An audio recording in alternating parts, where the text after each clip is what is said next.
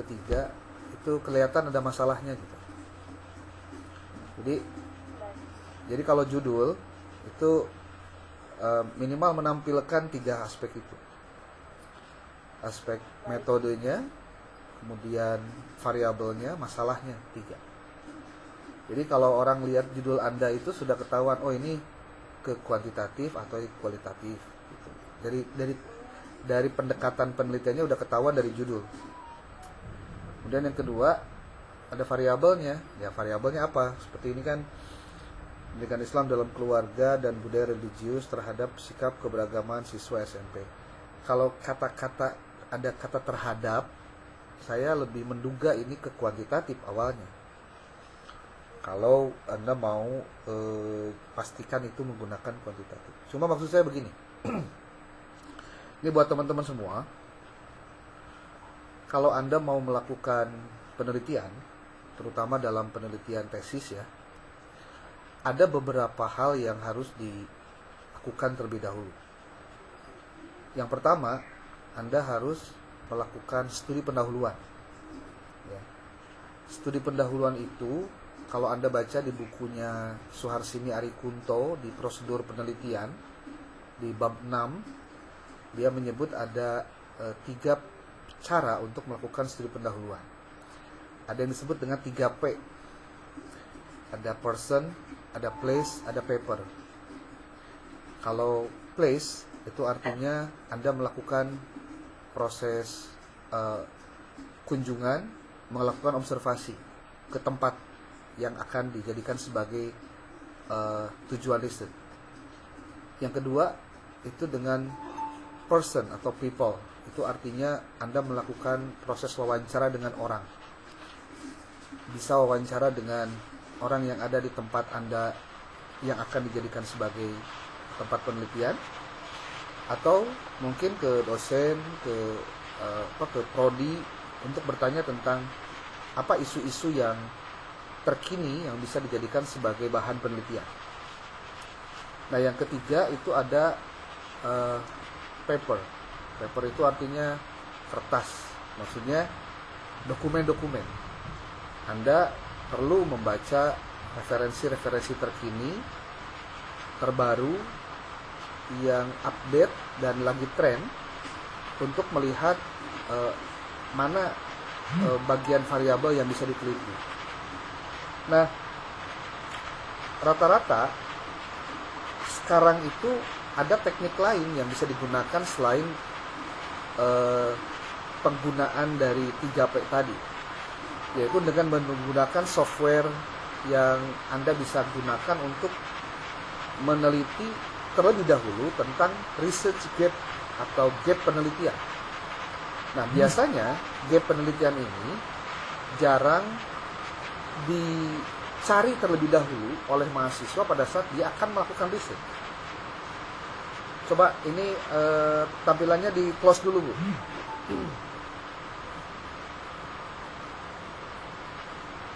Di close dulu. Tampilan apa? Share screen. Jadi Anda bisa melakukan cara-cara yang mudah untuk melakukan telaah itu. Saya ingin Anda mengkaji ini deh.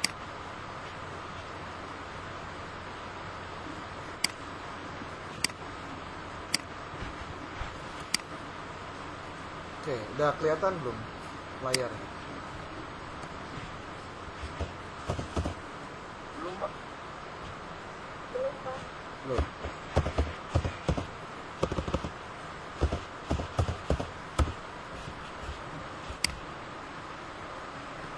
Ini kelihatan layarnya? Masih belum juga? Masih belum, Pak.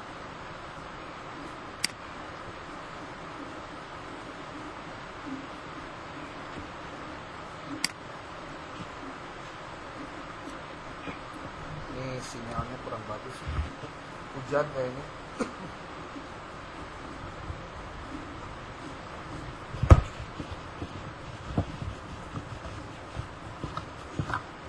Masih apa yang terlihat di gambar di layar Anda? Apa yang terlihat? Tampilan YouTube bukan? Sudah Mas, Bapak cuman Belum muncul ya? belum muncul tampilannya Pak. Ya. Ya atas. Nah baru muncul Pak, baru muncul. Ya.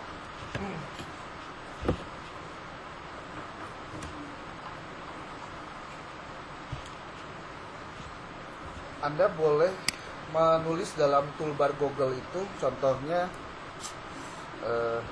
mencari research gap.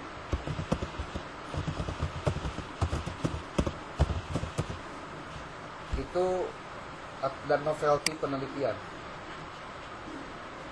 Dan ini bisa dengan menggunakan software ya. Softwarenya namanya PostViewer. Mungkin ini perlu dilakukan. Jadi kalau Anda silakan download PostViewer-nya. Lalu setelah itu Anda harus menuliskan kata kunci mana yang akan digunakan oleh Anda.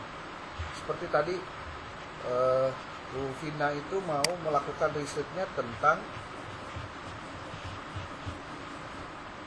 pendidikan Islam dalam keluarga dan budaya religius terhadap sikap keberagamaan siswa SMP. Nah, pertanyaannya adalah sudah seberapa banyak penelitian-penelitian yang telah dilakukan orang lain yang terkait dengan tema-tema ini. Sehingga nanti Anda pada saat seminar proposal itu bisa mempertanggungjawabkan bahwa posisi Anda sebagai peneliti itu Anda sudah melakukan dulu kajian-kajian literatur dengan melakukan ini. Jadi tugas Anda sekarang nih yang berlima ini atau berenam, Anda lakukan ini, tulis di dalam toolbar Google-nya mencari research gap dan novelty PostViewer ya. Nanti Anda bisa mendapatkan materi-materi ini banyak sekali. Karena kalau penelitian Anda tidak memiliki novelty, bahkan tidak ada gap penelitiannya, berarti sebetulnya penelitian Anda itu bukan penelitian yang memungkinkan bisa ditindaklanjuti. Nih. Ya, ini tugas pertama nih. Tugas pertamanya silakan baca dulu ini. Jadi bagi mereka yang masih pusing, bingung, ini saya mau tentang tema apa ya, riset saya dan lain-lain. Cobalah mulai dengan membaca dari tadi. Membaca naskah-naskah tadi. Oke ya. Nah, kedua, setelah Anda membaca naskah-naskah itu, tolong kumpulkan paling sedikit 20 artikel dan 20 tesis yang nanti Anda jadikan sebagai bahan perbandingan terhadap riset-riset Anda. Nah, saya kasih tahu begini.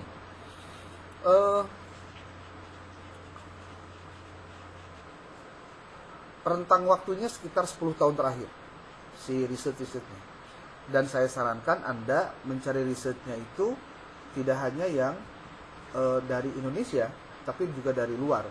Contoh artikel jurnalnya tidak semuanya berbahasa Indonesia atau yang dari terbitan Indonesia, tapi juga dari luar. Seperti Anda menggunakan artikel yang terindeks Scopus atau World of Science atau WOS. Ya. Anda bisa dapatkan itu dengan mengklik saja di YouTube cara mencari artikel Scopus gratis, itu ada di situ semua.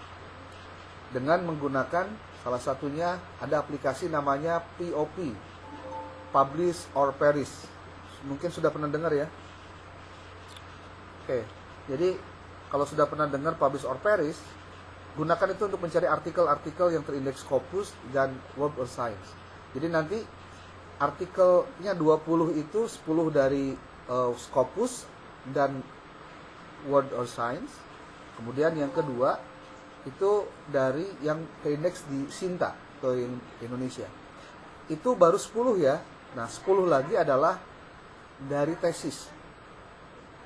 Nah, dari tesis itu Anda lakukan telaah terhadap apa yang menjadi pembeda antara naskah Anda dengan naskah yang sudah dilakukan oleh orang lain.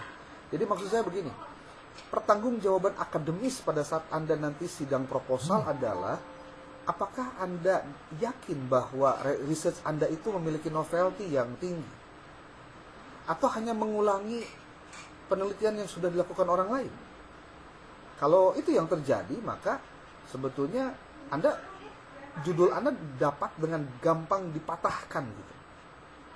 Jadi saya tidak dulu berbicara secara teknis penulisan, latar belakang dan lain, enggak dulu lah. Itu mah bagian Anda untuk mempelajarinya. Tapi saya ingin membuat dulu frame berpikir Anda yang jelas ketika Anda berbicara tentang saya akan melakukan riset. Apa yang harus saya kerjakan? Tahapan apa yang perlu saya lakukan untuk pertama kali? Nah, saya sarankan tadi kan kalau yang punyanya Bu Vina itu kan penelitiannya kualitatif, tapi kualitatifnya lapangan. Penelitiannya di siswa SMP IT Al-Fitrah, ya. Nah, saya juga ingatkan buat Anda, pastikan ketika Anda mencari research-nya, Anda carilah yang levelnya sama. Contoh, Anda di SMP, carilah SMP lagi research-nya. Jangan cari yang di luar SMP.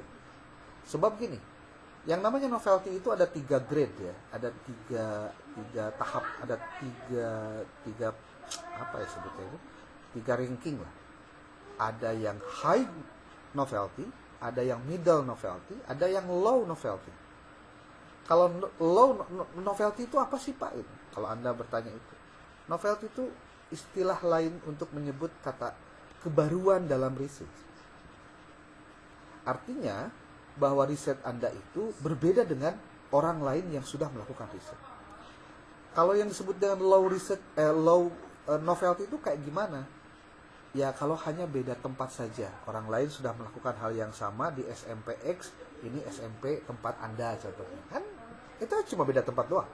Nah itu low novelty. Kecil banget novelty. Atau orang lain melakukannya di SMA, Anda melakukannya di SMP. Nah itu low novelty juga. Gitu.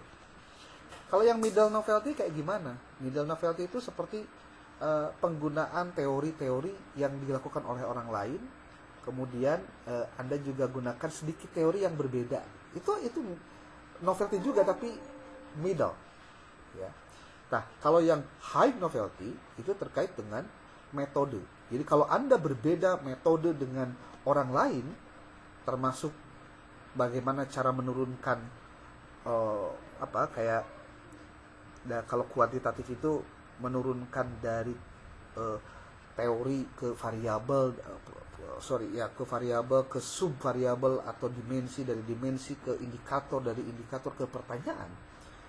Kalau Anda menggunakan cara yang berbeda dengan yang dilakukan oleh orang lain dari sisi metode penelitiannya, maka itu dalam konteks penelitian dia sedang mendapatkan atau melakukan sesuatu yang terkait dengan high novelty yang tinggi, karena berbeda caranya. Nah, maka yang bisa dilakukan oleh Anda adalah bagaimana Anda harus mendapatkan apa kelemahan dari penelitian orang lain. Nah, biasanya si peneliti itu juga sering mengungkapkan di dalam risetnya, di bagian akhir biasanya, di bab 5, itu tentang limitasi atau keterbatasan penelitian. Nah, ketika dia mengungkapkan keterbatasan itu, boleh jadi justru itu adalah sesuatu yang akan Anda ambil untuk Anda lakukan risetnya, kan begitu. Itu dalam konteks metodologi penelitian itu menuliskan kalimat-kalimat terkait riset itu ada kelemahan atau ada limitasinya. Itu bukan sesuatu yang aib, tapi justru itu menunjukkan bahwa dia humble tuh rendah hati untuk menunjukkan bahwa penelitian saya itu hanya terkait dengan ini, dan kalaupun ini seperti ini karena ada keterbatasan seperti 1, 2, 3 kayak gitu. Oke. Nah, jadi pada posisi seperti ini tugas Anda sebetulnya jangan dulu bikin proposalnya dulu, sebetulnya jauh proposal tuh jangan dulu dibikin itu, tapi buatlah dulu kajian kajian studi pendahuluan yang Anda harus menelaah dulu referensi yang ada. Bahkan kalau misalkan Anda mau melakukan yang namanya kajian terhadap studi pendahuluan itu ke lapangan seperti apa, Anda harus pastikan bahwa ketika Anda ke lapangan itu pada saat Anda melakukan studi pendahuluan, justru untuk memastikan apakah masalahnya itu memang ada di lokasi penelitian, itu yang pertama. Yang kedua, ataukah masalahnya itu relate di lokasi penelitian Anda, atau yang ketiga, Anda apakah diizinkan atau tidak untuk melakukan riset, untuk melanjutkan riset Anda di tempat itu. Jadi jangan sampai kejadian begini, mahasiswa bikin proposal, udah bagus proposalnya, cuma pas dia dapat surat SK pembimbing sama judul yang sudah di ACC, pas datang ke lokasinya, ternyata lokasinya penelitiannya nggak mau nerima, mau gimana? Itu karena tidak dilakukan dulu studi pendahuluan. Nah, kalau memang Anda sudah melakukan studi pendahuluan, berarti Anda sudah satu langkah untuk bisa membuat proposal. Karena ingat, di dalam latar belakang masalah, Anda harus mencantumkan studi pendahuluan Anda. Karena pertanyaan paling sederhana penguji pada saat proposal itu disidangkan adalah, dari mana Anda tahu bahwa di lokasi penelitian ada masalah itu? Itu kan pertanyaan sederhana. Kalau misalkan, oh saya Pak kerja di situ, itu bukan peneliti, berarti Anda pekerja di sana. Kalau jawabannya kayak gitu. Tapi yang justru Anda harus ungkapkan adalah alasan yang logis dan rasional secara akademis terkait dengan tahapan melakukan penelitian. Jadi pertanyaan itu bisa dijawab dengan kalimat begini, saya telah melakukan studi pendahuluan. Ingat, studi pendahuluan itu bukan riset, ya, tapi dia adalah pintu masuk Anda untuk melakukan riset awal kali. Jadi studi pendahuluan itu dilakukan dalam rangka mempersiapkan draft proposal yang Anda akan usulkan kepada para penguji. Begitu. Bisa dipahami mungkin maksudnya ya. Ya, jadi kalau di dalam naskah draft proposal Anda tidak ada kajian studi pendahuluan, buat saya penelitian Anda itu absurd gitu. Mencek Sundana ongkorek penelitian, tapi terpersiapan gitu. Mau kualitatif, mau kuantitatif sama aja. Sama. Nah, di dalam proses Anda melakukan studi pendahuluan pun Anda harus mempersiapkan. Kalau misalkan ke lapangan, siapkan pertanyaannya, siapkan pedoman wawancaranya, kemudian siapkan pedoman observasinya, kemudian siapkan juga pedoman studi dokumentasinya. Karena gini, beres Anda melakukan riset, studi pendahuluan, di situ Anda akan dengan sangat gagah berani mengatakan bahwa penelitian di tempat ini memungkinkan untuk dilakukan karena pertama, masalahnya ada di lokasi penelitian. Yang kedua, pihak yang akan dilakukan proses penelitian bersedia untuk dilakukan risetnya. Dan saya, itu alasan yang logis dan rasionalnya ketika Anda ditanya, kenapa Anda penelitiannya di situ? Jangan sampai kejadian mahasiswa pasca ketika di seminar proposal pas ditanya kenapa penelitian di sana, rumah ini saya dekat Pak dengan sekolah itu gitu, atau saya dulu pernah kerja di sana. Itu bukan jawaban yang tepat secara metodologi ketika Anda menjawab persoalan itu. Ya. Oke, itu dulu. Jadi saya ingin Anda melakukan tadi deh. Satu, mencari novelty dalam penelitian. Kemudian yang kedua, mencari gap-nya juga. Yang ketiga, Anda melakukan kajian analitis terkait dengan pencarian gap dan novelty itu dengan melakukan studi literatur dengan Foss Viewer dan POP, Publish or Perish. Kemudian Anda silahkan kumpulkan 40 bahan. Dan ini 40-40-nya itu bisa dijadikan sebagai referensi. Hati-hati nih. Ya, jangan bilang, oh Pak banyak amat 40. Tesis mah harus banyak atau referensinya.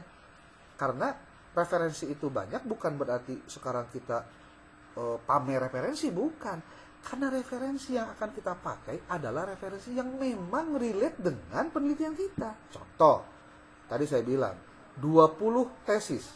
Oke. 20 tesis yang terkait dengan apa? Dengan konten atau tentang materi, tentang variabel yang menjadi bahan penelitian Anda. Mau Anda kualitatif atau kuantitatif, cari saja itu. Kemudian nanti Anda lihat di mana letak kekurangan dari penelitian orang lain yang sebetulnya bisa saya masuki di sini. Gitu. Kemudian yang kedua, ketika 20 artikel jurnal pun sama.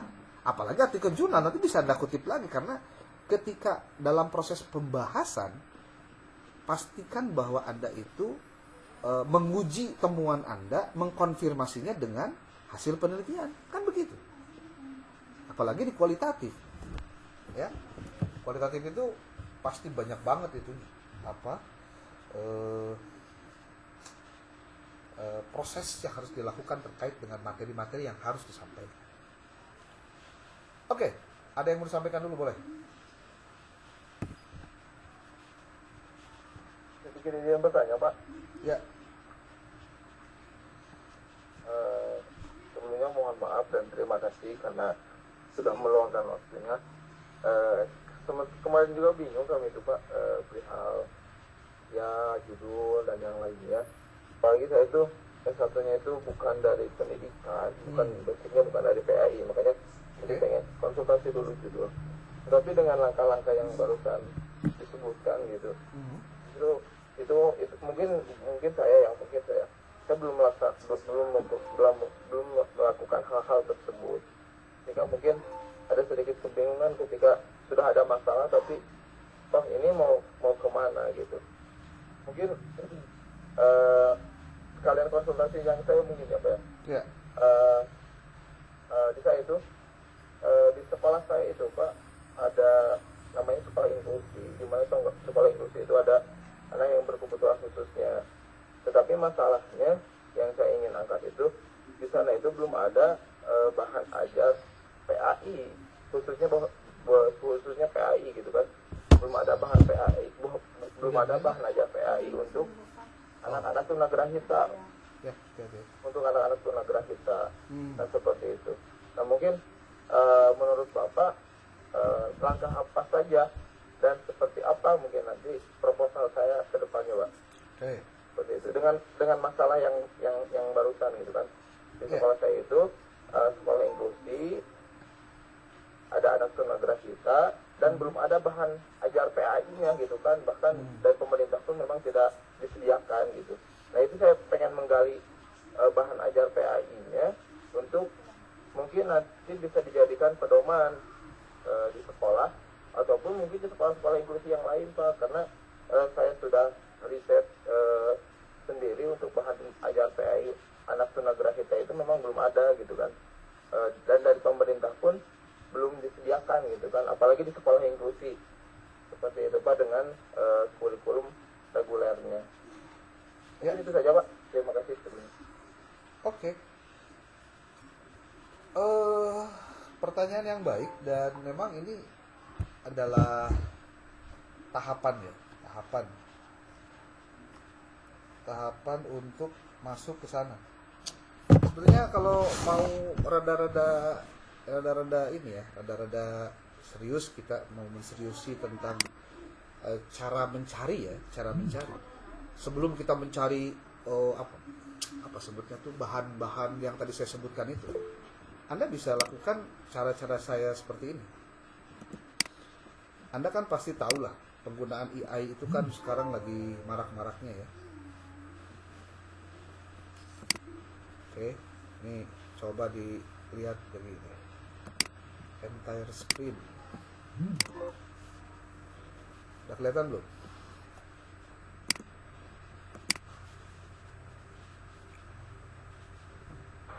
Belum Pak, belum kelihatan. Oke, sudah kelihatan belum? Sudah Pak, tapi belum muncul. Ini tampilan chat GPT-nya ketahuan? Loading aja. Oke. Belum muncul Pak. Oh, belum muncul. Coba saya ganti. Sudah Pak. Tampilan chat GPT-nya muncul nggak? Muncul Pak, muncul. Oke ya. Bentar, saya pindah dulu ini. Mungkin mau di off suaranya. Ya Pak, masih. Ya, bentar.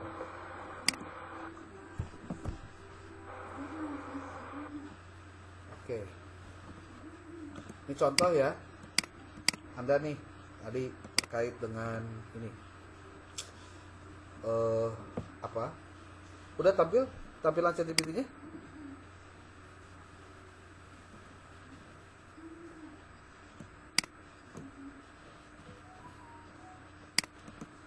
Halo?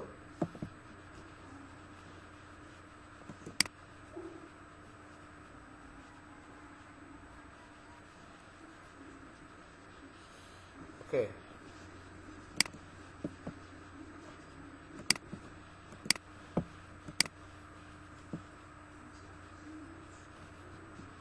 Ini kenapa ya? Sinyalnya kurang bagus.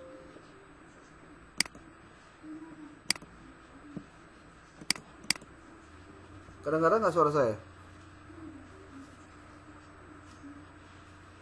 Atau saya terlempar ini ya? Biasanya suka begitu.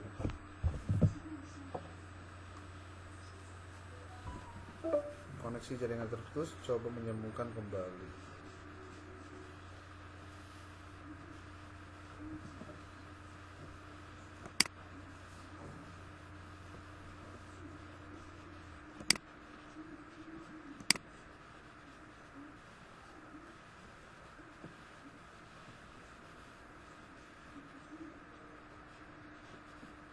Iya, Mas. Nah, siap. Udah ada lagi?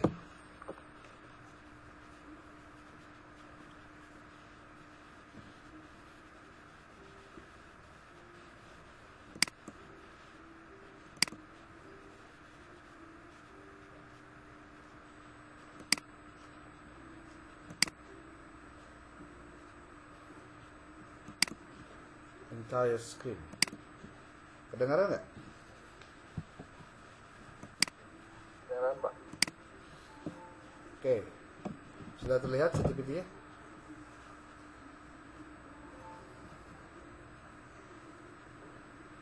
Belum, Pak. Belum. Baru muncul.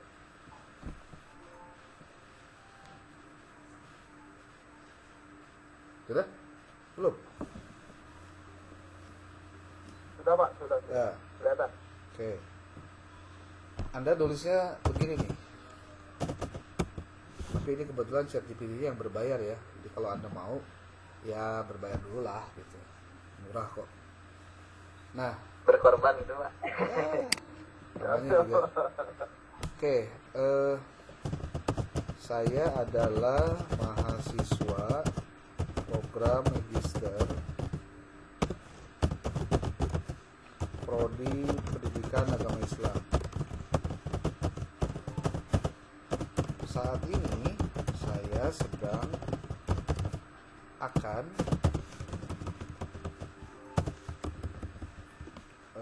melakukan penelitian untuk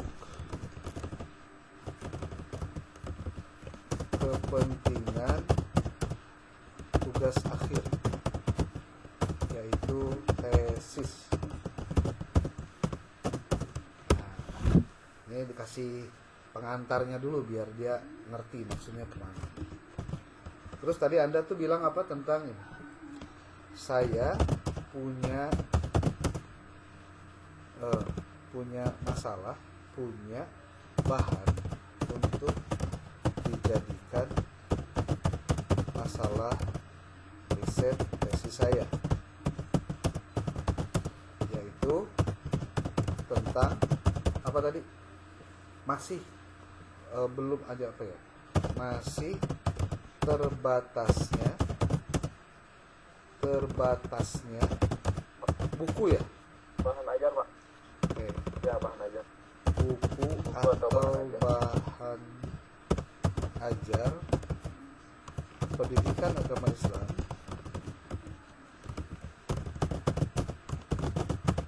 untuk siswa SLB Tunagrahita. Tunagrahita, Pak. Tunagrahita. Di SLB mana? di SD, di sekolah inklusif. Oh, di sekolah inklusif. Mana? Namanya sebutin. SD Intan Al-Salih. SD SD Intan Al-Salih. Al-Kalim. Ya, Al-Kalim gitu. Bandung ya? Al-Salih Pak, Al-Salih. Al-Salim. Gitu. Al-Salih. Al-Salih. Nggak pakai M Pak. Nah, seperti itu. Tuh. Kota Bandung ya? Iya Pak. Nah, lalu menurut, tolong dong bantu berikan pencerahan.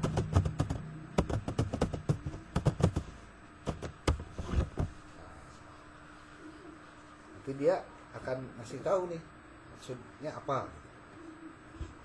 Terus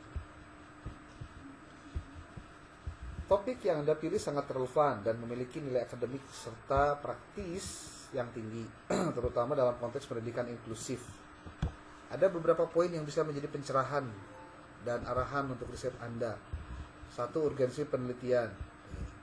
Tema ini relevan karena pendidikan inklusif sedang menjadi perhatian penting di Indonesia. Kan bagus tuh. Kemudian fokus dari siswa tunagrahita memberikan kontribusi untuk memenuhi kebutuhan pendidikan yang adil dan setara. Jadi Anda sudah pada konteks yang tepat gitu mengkaji di sekolah dasar inklusif. Cuma diarahkan dinukik pada persoalan tentang pendidikan agama Islam kan gitu. Lalu rumusan masalahnya kan bisa aja kayak gini. Ini belum kita masuk ke judulnya ya. Kita jangan dulu bicara judul dulu deh. Bicara masalahnya dulu. Nanti judulnya belakangan gitu. Nah, mengapa bahan ajar PAI untuk tunagrahita di SD masih terbatas? Ini masalahnya apa sih gitu? Kemudian bagaimana karakteristik kebutuhan siswa tunagrahita dalam memahami materi PAI? Lalu bagaimana desain bahan ajar yang efektif untuk tunagrahita di lingkungan inklusi? Ini kan menarik ya gitu. Nanti kita lihat seberapa tinggi novelty-nya, nanti kita lihat coba. Kemudian dia juga ngasih arahan nih. Metode penelitiannya Anda bisa menggunakan kualitatif deskriptif untuk mengeksplorasi kebutuhan siswa, guru. Berarti Anda kualitatif ya. Cuma jangan pakai kata deskriptif deh. Kualitatif itu kan minimalnya ada studi kasus, ada fenomenologi, ada grounded theory, ada lagi historis. Itu yang terkait dengan tipe penelitian atau jenis penelitian kualitatif. Jadi kalau Anda menggunakan pendekatan penelitian kualitatif, jenisnya apa? Itu harus jelas, harus clear and clean gitu. Nggak boleh keliru. Kemudian yang kedua, research and development. Anda bisa pakai research and development, tapi saya nggak recommended karena ini pasti lama, butuh waktu yang cukup panjang lah untuk research and development. Lalu yang ketiga, bisa studi kasus. Nah, kalau studi kasus, saya mungkin lebih cocok nih, kualitatif dan studi kasus. Jenisnya studi kasus. Kemudian kerangka teoritisnya seperti apa? Teoritisnya kayak gini nih, gunakan teori tentang pendidikan inklusi dan kebutuhan khusus. Tambahkan teori tentang pedagogi agama untuk siswa berkebutuhan khusus. Kita itu memerlukan cara-cara cerdas guru itu untuk memberikan atau menyampaikan bagaimana PAI ini dipahami oleh siswa tunagrahita. Itu kan bukan persoalan mudah itu. Ya. Dan buat saya kadang kayaknya di UIN masih sedikit lah orang yang concern dalam bidang itu. Makanya kalau Anda concern di bidang itu, Anda bisa jadi expert itu. Bisa diundang kemana-mana kalau hasil penelitian Anda bagus itu. Ya. Kemudian ada lagi, sertakan prinsip universal design for learning untuk bahan ajar. Nah, ini teori baru lah, nanti tinggal Anda cari lagi apa itu yang dimaksud dengan universal design for learning. Langkah-langkah penelitiannya apa saja? Tuh, analisis kebutuhan, wawancarai guru, orang tua, siswa. Tapi kan kita belum masuk ke tataran apa pertanyaannya, mau apa yang ditanyain kan belum sebetulnya. Kemudian pengembangan bahan ajarnya, buat desain prototipe berdasarkan temuan. Nanti Anda bisa jadi risetnya itu adalah tentang pengembangan instrumen atau pengembangan bahan ajar atau pengembangan modul, pengembangan loh. Ya. Nah, manfaatnya apa? Bisa secara akademik ini menambah literatur, praktis, bisa memberikan bahan ajar yang relevan, sosialnya begini. Tuh, kan Paling tidak Anda sudah punya gambaran. Kalau ternyata Anda kasih pujian dulu ChatGPT lah. Wow, menarik. Nah, nanti dia akan merespon. Jadi Anda itu gunakan AI itu sebagai cara untuk mempermudah berpikir Anda. Bukan Anda jadi nggak berpikir, itu yang kelirunya. Itu, ya. Kemudian tuh, senang mendengar Anda tertarik. Penelitian ini memiliki potensi besar untuk memberikan kontribusi. Nah, jika Anda membutuhkan bantuan lebih lanjut seperti membuat judul tesis yang tepat, menyusun kerangka proposal, instrumen, dia siap bantu tuh. Jadi mengarahkan AI itu harus dengan cara yang tepat gitu. Jangan langsung ujuk-ujuk, tolong dong buatkan bab 1 yang isinya tentang ini, judulnya ini. Cok. Ya. Jadi harus dibiasakan dulu lalaunan dan Anda terstruktur cara berpikirnya. Nah, jika saya ingin membahas lebih mendalam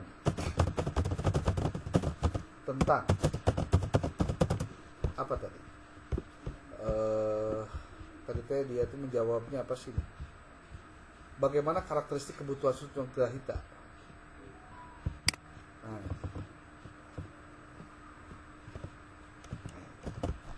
Jika saya ingin membahas yang mendalam tentang rumusan masalah, misalnya rumusan masalah tentang mengapa bahan ajar, ini 2 ya, nomor 1, nomor 2 ini bagaimana karakteristik, nomor 3. Nah, judul apa yang tepat menurut Anda dan jenis penelitian mana yang relevan? Sertakan alasan yang logis dan rasional. Nah, jadi kita bicara, kita ajak ngobrol aja, anggap saja dia kayak pembimbing kita atau dosen pembimbing atau apapun lah, mentor lah gitu ya. Lihat. Oke, tuh berikut beberapa pilihan judul yang relevan dengan penelitian Anda. Pengembangan bahan ajar pendidikan Islam berbasis kebutuhan siswa tunagrahita di sekolah inklusif bla bla bla bla bla. Ini kan sudah ketemu judul nih. Gitu loh. Atau analisis kebutuhan dan desain bahan ajar siswa untuk tunagrahita di SMP dan Asali Kota Bandung. Pendidikan agama Islam yang inklusif, studi tentang keterbatasan dan pengembangan bahan ajar bagi siswa tunagrahita. Nanti tambahkan judulnya di mana. Nah, di sini ada nih jenis penelitian relevannya apa? Dia pengen research and development, ini alasannya. Ini kualitatif deskriptif, ini mixed method kayak gini. Logika dan rasionalitas pilihannya, kenapa R&D, kenapa fokus, jawabannya ini. Kalau Anda tidak sesuai, Anda tinggal bilang begini, saya sebenarnya ingin lebih mendalam tentang topik, tentang judul di atas. Judulnya pilih salah satu deh. Contoh judul yang dipilih nate, inilah nomor 1 nih. Pengembangan bahan ajar berbasis kebutuhan khusus. Tentang judul pengembangan inklusi di sekolah inklusi. Nanti tinggal tambahan tempatnya ya. Dengan pendekatan kualitatif dengan jenis studi kasus. Bagaimana menurutmu? Kita tanya aja dulu dia, nanya-nanya aja kan boleh, nanya mah gratis. Dia nanti kasih jawaban tuh.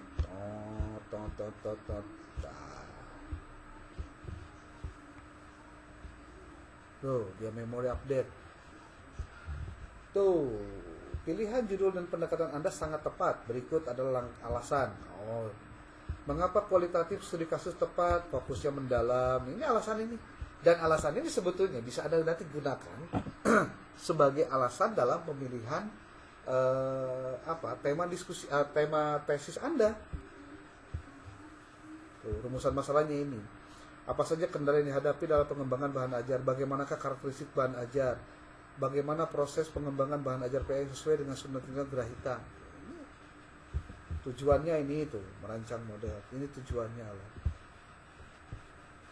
Tuh, udahlah. Anda pakai ChatGPT aja dulu, tapi nanyanya yang benar gitu, biar enak gitu tampilannya. Gitu. Paham ya? Gitu kan? Gampang kan? Paham, Pak. Nah, tinggal ditambahkan referensi-referensinya. Ya, Pak. Jadi sebenarnya tidak apa-apa yang kita menggunakan AI dengan yang tadi mungkinnya saat yang Bapak sampaikan tadi mungkin Pak seperti itu. Ya, jadi AI itu prinsipnya adalah kita menggunakan dia dengan, jadi gini kan, AI itu co-pilot, Pak. Kita itu pilotnya. Nah, berarti kita yang mengarahkan dia sesuai dengan kebutuhan kita. Jadi pada prinsipnya penggunaan AI itu tergantung keterampilan, gitu, keterampilannya. Jadi AI itu kan apapun AI-nya itu big data, semua datanya ada. Nah, kalau misalkan kita kasih pertanyaan apa, dia akan ngasih jawaban apa gitu. Kalau nggak diarahkan, makanya yang paling penting itu adalah prompt. Nah, ini yang disebut dengan prompt itu. Promptnya itu harus jelas, arahnya kemana, nanyain apa, tentang apa. Karena fungsi dari AI terutama nih untuk ChatGPT itu sebetulnya chat. Ya, chat itu ngobrol sebenarnya. Ajak ngobrol, kemudian beri batasan-batasan ngobrolnya. Saya ingin begini loh, tapi saya khawatir begini. Menurut Anda gimana?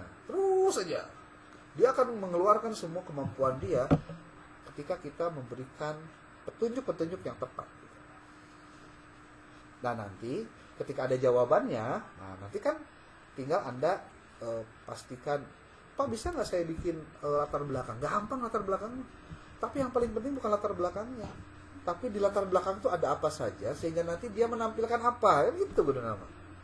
Nah, nanti kalau misal dia sudah menampilkan, kita tinggal cari referensinya kemana, kan gitu, Pak. Anda nontonlah YouTube saya, banyak sekali itu yang terkait dengan AI, tentang naon, tentang artikel, lupa lah. Ya. Siap, Pak.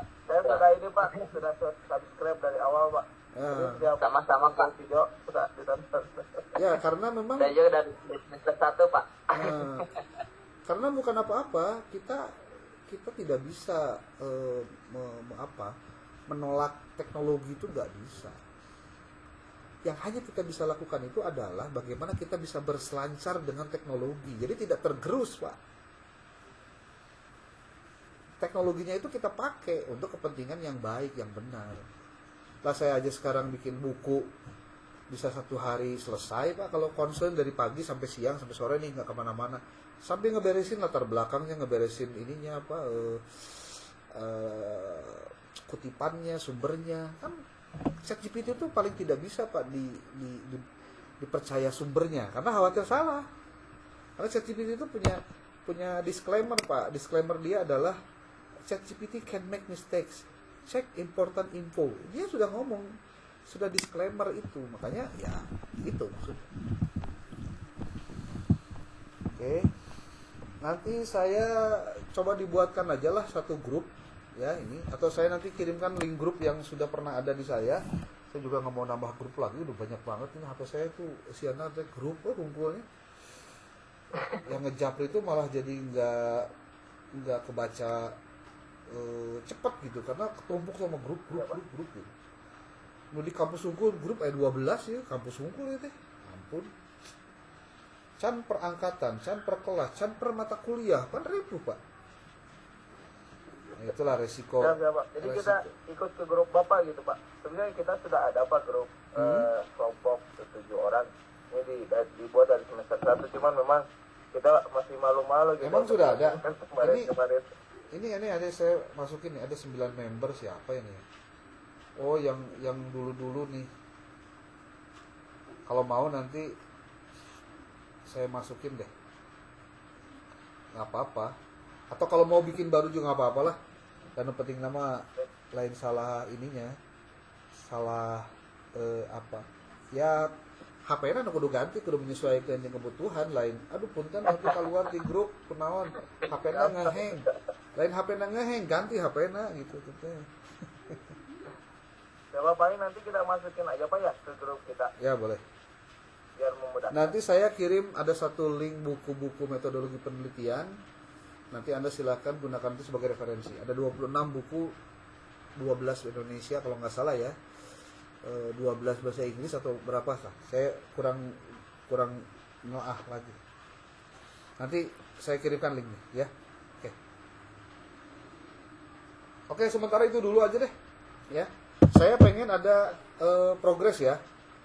1, 2, 3 hari ini saya minta Anda melakukan yang tadi saya bilang. 1, nanya ChatGPT boleh sebagai menambah wawasan ya.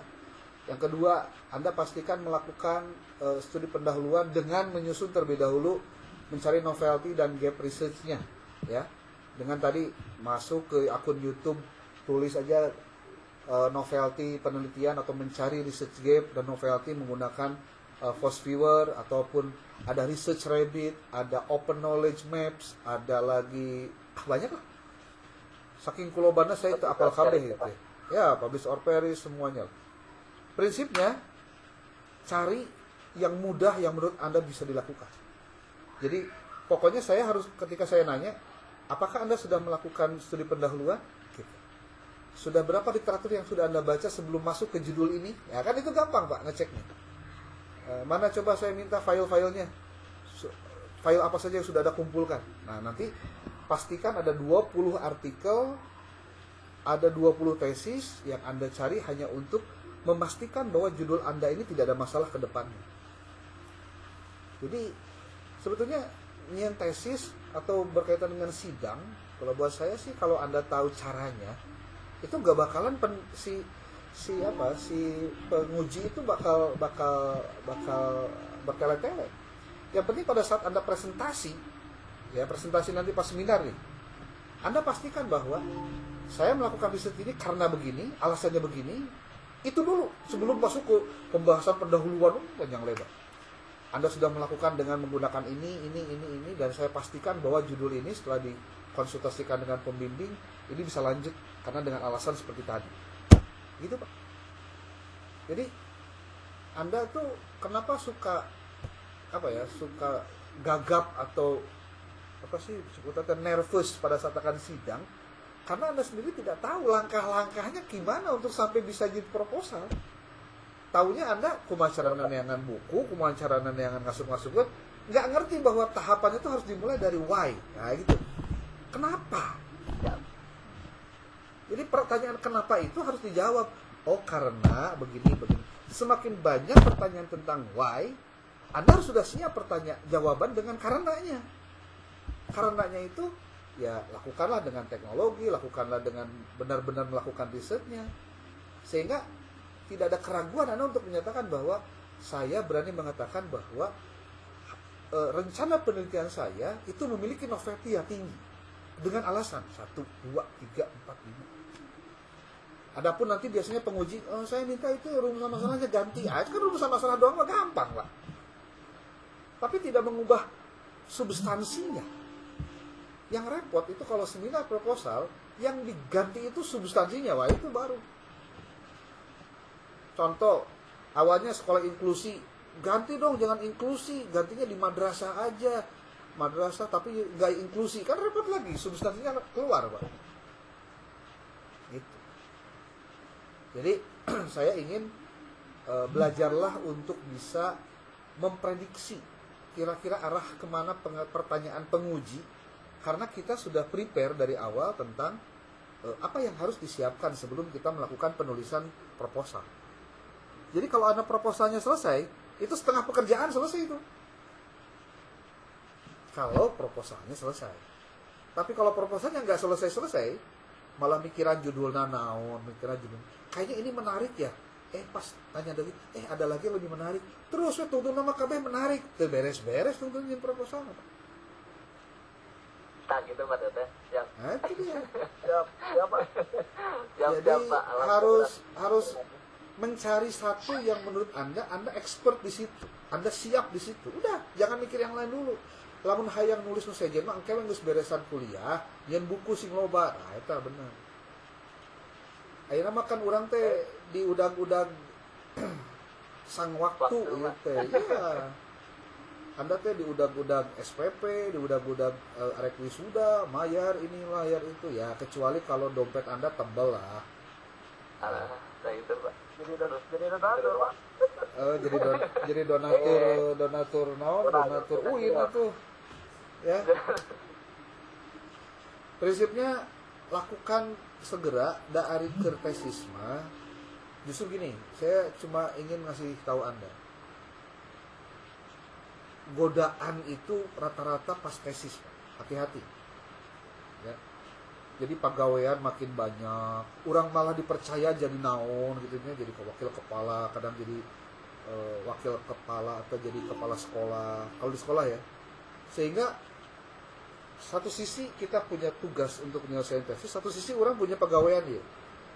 Lamun dia tidak gawean, dia piduiteun. Ya. Ada dia tidak gawean, tesis teu beres.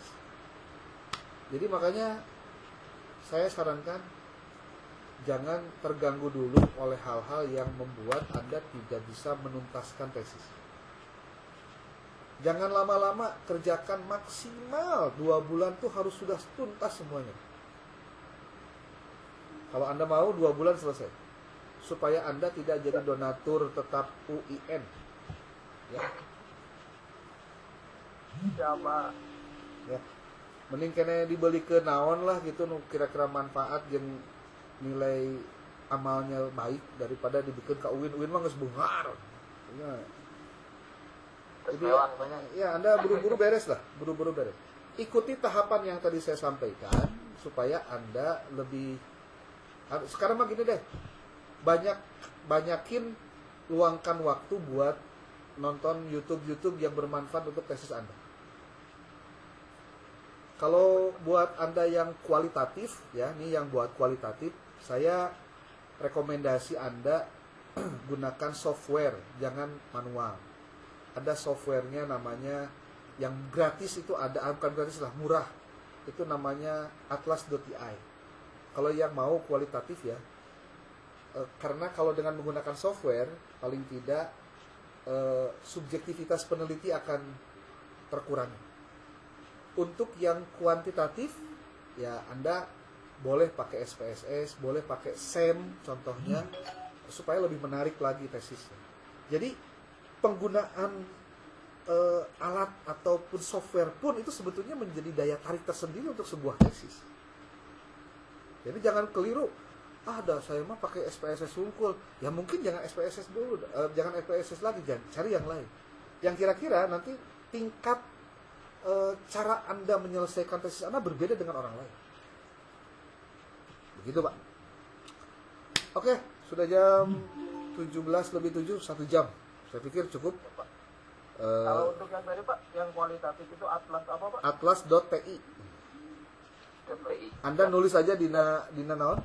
Dina Google, dina YouTube tutorial cara mengerjakan ini lah, pasti Anda bakal gini ya, ternyata kualitatif juga bisa pakai tools.